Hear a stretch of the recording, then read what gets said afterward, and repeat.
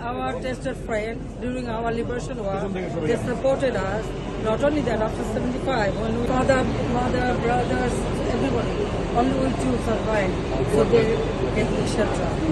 শেখ হাসিনা পালিয়ে গেছে, শেখ হাসিনা নাই, শেখ হাসিনা চলে গেছে, শেখ হাসিনা পালায় না। এটা আমার বাপের দেশ, এটা আমার হাতে গড়া বাংলাদেশ, এত সহজে ছেড়ে দিব না। মধ্যরাতে এক ভিডিও বার্তায় একই বললেন বাংলাদেশের সাবেক প্রধানমন্ত্রী শেখ হাসিনা। বিস্তারিত জানতে না টেনে সম্পূর্ণ ভিডিওটি দেখুন। দর্শক, সম্প্রতি গেল 5 আগস্ট বেলা 2:30টায় বঙ্গভবন থেকে একটি সামরিক হেলিকপ্টারে করে শেখ হাসিনা ঢাকা থেকে পালিয়ে যান। শেখ হাসিনা যাওয়ার আগে একটি ভাষণ রেকর্ড করে যেতে চেয়েছিলেন, কিন্তু তিনি সেটা করার সুযোগ পাননি। মানে আমাদের গর্বিত ছাত্ররা সেটা করার সুযোগ দেননি, আর সেই ভাষণ অবশেষে দিয়ে দিলেন তিনি। দর্শক, ভারতের নয়াদিল্লিতে বর্তমানে অবস্থান করছেন বাংলাদেশের সাবেক প্রধানমন্ত্রী শেখ হাসিনা। ভারতের প্রধানমন্ত্রী নরেন্দ্র মোদীর আশেপাশেই ঠাঁই পেয়েছেন তিনি।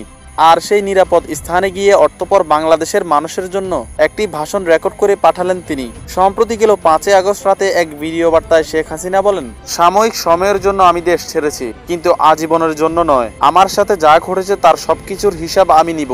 এটা আমার বাপের দেশ, এটা আমার হাতে গড়া বাংলাদেশ, এত সহজে ছেড়ে দেওয়ার পাত্র আমি নই। মনে রেখো, দিনটি তোমাদের ছিল, কিন্তু বছরটা আমার হবে। দর্শক, শেখ হাসিনা সুস্পষ্ট করে কিছু না বললেও তার এই বার্তায় এতটুকু বোঝা গেল তিনি বাংলার মানুষের দেওয়া কষ্টের প্রতিশোধ একদিন না একদিন নেবেন। তো প্রিয় দর্শক, জালিম সরকার শেখ হাসিনা কি সেই সুযোগটা পাবে? পাশাপাশি শেখ হাসিনাকে যদি এখন বাংলাদেশে আনা হয় তখন কি করবেন আপনি? সত্যিটাই কিন্তু আমাদের কমেন্ট বক্সে জানাবেন।